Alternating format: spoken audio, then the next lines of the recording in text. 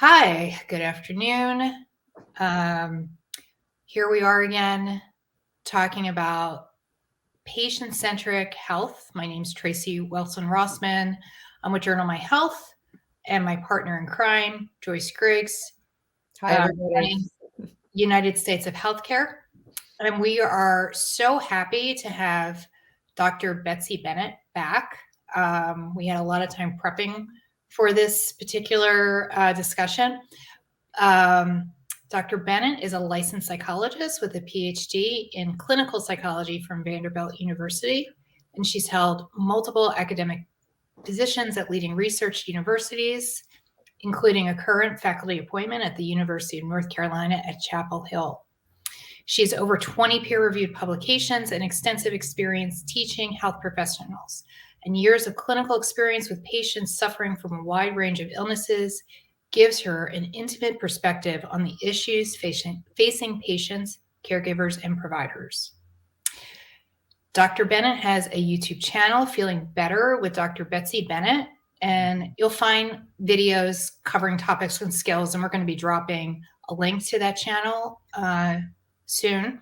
And the videos are great, but today we are going to be talking about basically talking turkey and other holiday foods. And I'm really hungry now, but we're going to be discussing how are you responding to people as they're asking you about your health. So we're going to set the scene. We're at the holiday dinner party or cocktail party, and you have a relative and they say, "How are you really?" What kind of answer are you going to give them? The full truth, or how are some ways that we can be honest without giving too much away? Okay, so is that my cue to? That is your cue, Betsy. Okay, well, I would say in that situation, the first bit of honesty that you need is honesty with yourself. You know, what do you in that moment feel like doing? Did that question make you feel close to that person? Like, well, this person really isn't blowing me off. She really wants to know how I'm doing.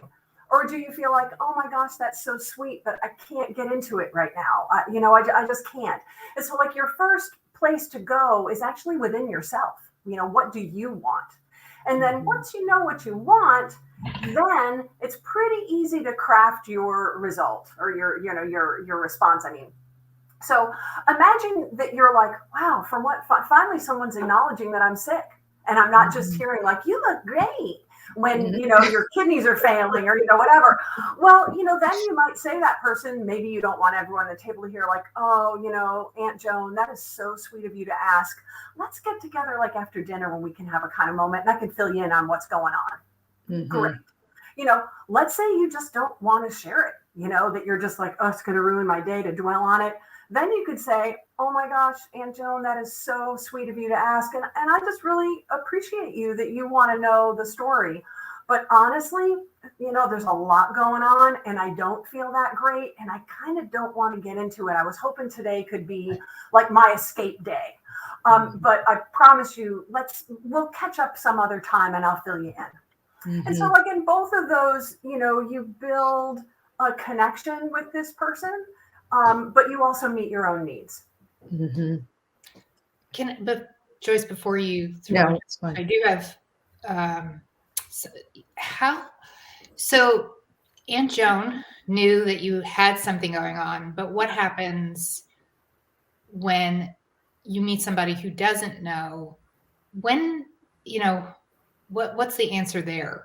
And do you want to bring that up? Yeah. And again, it's like, what do you want? Do you want this person to know or not? Do you want all the people within earshot to know or not?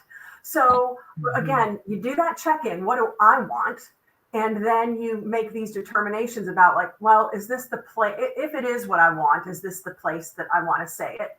And if not, I can say to the person, well, actually, I haven't filled you in, but there's some things going on. Let's talk later, something like that. And if you don't want the person to know, it's not their business. You just, yeah, things are great. How are you? And if it's hard to fake, then you do what I call the pivot. You just start in asking them questions about themselves. They won't know what happened. They'll be so engaged in filling you in on their life that you're cool. I love what you're saying about check in with yourself first, and what is it that you want? Because, someone's asking, how are you? You have something that you're dealing with, a health issue that you're dealing with, or maybe you're dealing with the health issue of a family member. And then to ask yourself the power question internally, what do I want? Right. And then responding from there. But I love this notion of preparing in advance, right? Yes. Really thinking about it before you're in that situation. And I would add to this, and I don't want this to sound negative, like we're approaching every conversation with hostility or suspicion or whatever. But you're going to encounter people typically at family gatherings who they're related to you, but you don't like them that well, and you don't owe them anything. You don't owe them any information about yourself. That is for you. And, I know I had a situation where when I was sick with breast cancer, there was a relative I decided not to tell. And when she found out after the fact, she was not happy. But I knew that she would not be supportive. I knew it. And I thought, why would I share this with someone who I know is going to minimize my feelings, minimize my experience, not be there for me? Just, put up the wall. Shouldn't need to know. So, she was irked. And I thought, well, it's your right to be irked. Right. My information. Right. And I think that's really great. So, okay. So we'll go back to our scene. Yeah. We're, at the party, we're at the holiday dinner table. We're being asked this question. One of the things you mentioned to us when we were getting ready for this was you said you can create a ready-made phrase. Yes. What is this? Tell us about this secret weapon. Okay, the ready-made phrase is truly a secret weapon, and it's the close cousin of the elevator speech. So if you work in business and you've heard of the elevator speech where you need to be able to state your business idea or state what your role is in a company or whatever in the time that it takes to go up a couple floors in an elevator and then it's done. It's the same idea here. And probably the biggest difference is that it has components that help you build it. So you're not just like, well, I don't know what my ready-made phrase would be. So let's say someone at the family gathering asks you to get up on a step stool and get something off of a high shelf, right? But you have an autoimmune disease that causes some dizziness, and you know that you can't do that. So, again, you can make the decision. Do I want to share this with this person that I have this disease? And if you don't, you could just say, I'm so sorry. I'm feeling off today. I don't think I should do it. No more information. And that's not really even a ready-made phrase. That's just kind of polite assertiveness. But let's say that you're like, Aunt Joan should really know what's going on with me. So at that point, you would have 3 things that you need to do. Step 1, you need to acknowledge and make it clear that you don't expect Aunt Joan to know what's going on with you. So, it's not going to be a thing where like, oh, well, I can't, I have such and such, no, you're going to go into it like, Aunt Joan, you probably didn't know this, but I was diagnosed with rheumatoid arthritis. And then you say, rheumatoid arthritis, this is step 2, you explain what it is and how it affects your body. So it's a kind of arthritis, but more importantly, it's an autoimmune disease where my body attacks its own tissues and it causes fatigue. So I cannot get up on that. I can't get up on the stool, but I can hail someone down who could do it. So the 3 parts are, you tell them that that they don't know that you have this. You tell them exactly what it is and how it affects your body. And then you explain to them how it affects them. So in this case, no, I cannot perform this task for you. And this is why, I just told you why, basically. And sometimes that middle step you can use as an opportunity to correct misconceptions. So anyone with RA knows that lots of people confuse it with osteoarthritis. So you could use that right up there to say it's rheumatoid arthritis. And I know you've probably heard of osteoarthritis, which is the kind of normal arthritis people get as they age. This is a whole different thing, Aunt Joan. It's a systemic disease. You can't see actually what it's doing inside my body. And then, so you have a little kind of moment for education. So those 3 parts. And what you do then is, as you think about the holidays coming, you think, okay, am I going to need to explain what's going on with me? And I'm going to sit down and take a little time and see, like, okay, I got that first part. I got the first segment, like, whoever you are, Aunt Joan, I know you don't know that I have rheumatoid arthritis. And then that middle section, honestly, it can be really helpful to just Google it. What is rheumatoid arthritis? And I know you have it, but sometimes seeing it written by a professional writer will give you these really succinct little phrases that you then can steal. And that's the middle section. And then that last section, just, so you see, it's not safe for me to get up on the step stool. Right. And that's it. 1, 2, 3. You got your ready-made phrase. Right. That's really, that's really great. So that really helps us to, I just want to say that again. So the first step is we sort of acknowledge the person, that they don't know. You probably don't know this, but I have blah, blah, blah. And then step 2 is exactly what's happening in the body. So I have this, which causes these things to happen in my body. And the third step is, so therefore, I'm not going to be able to get up on that step stool or whatever it might be. Whatever. Right. Yep. So it's interesting, Betsy, because you're keeping it short and sweet. Yep. So there's enough, because I think you also have to think about, it's not only just about you, it's about the other person. So right. Sometimes you don't want to overwhelm them. Exactly. Overwhelm them, give them way more information than they need, continue the conversation. It can be uncomfortable. So it's actually acknowledging both sides of. Yeah. Absolutely. And like I say in the video, for any of our listeners who want to go and watch kind of a more in-depth video about this, the thing that I really like about it is that it puts you in a place kind of inadvertently. It's not designed to do this, but it does this, where you're not ashamed of who you are. Like you didn't ask for rheumatoid arthritis. You didn't ask for psoriatic arthritis, and to just state it like very matter of factly, this is what's going on in my body. And just like, hey, was it Popeye or something? I am who I am, I'm showing my age.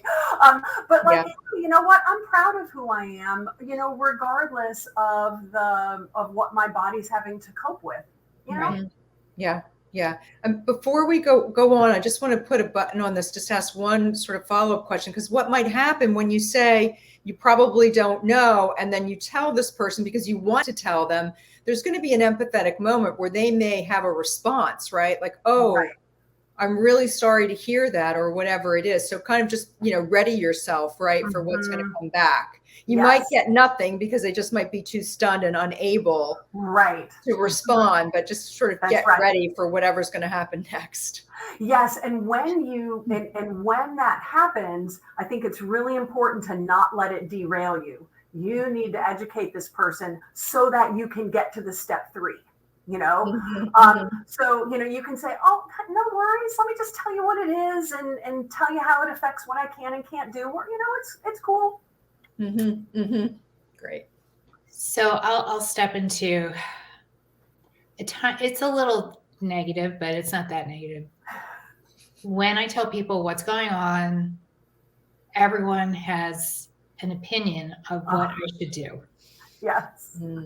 So I know people want to be helpful. It's coming from a good place, but I may not want to continue the conversation. So how do we move forward? The Pandora's box is open, right? How do we respectfully say, what's the ready-made phrase for that next? Oh, I'm totally going to show you how to slam that box shut. and it is not hard. So Step one, you say something that indicates that you know exactly what they suggested.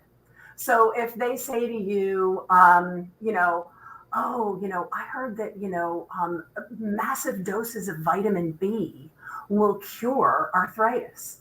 Okay, so then your job is, and then they might even say, you should try it. There's a brand of vitamin B that I use. Do you want me to send it to you?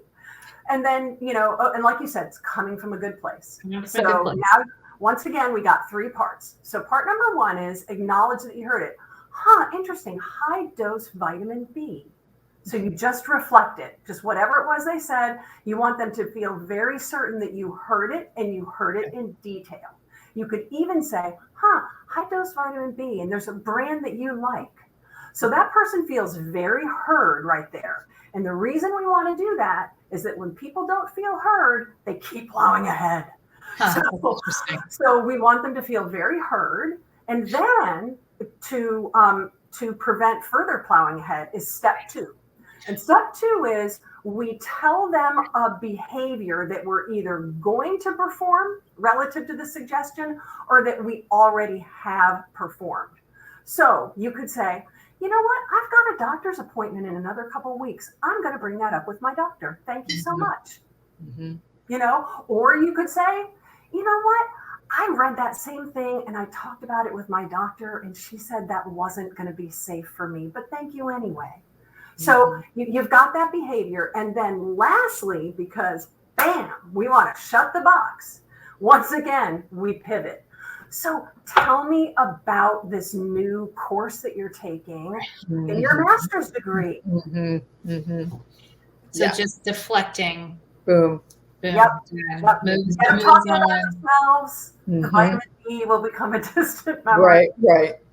This is actually good advice for other parts of your life too. I'm just thinking anything, right? You want to, change the subject, right? I mean, that's make sure they feel heard. Right. Make sure they feel heard, that you're doing something with the information or have done something with that information. And actually, Betsy, by using the third party, you're actually putting it off on somebody else. That's right. Yeah. That's right. Yeah. And what often trips people up is they try to skip to step 3.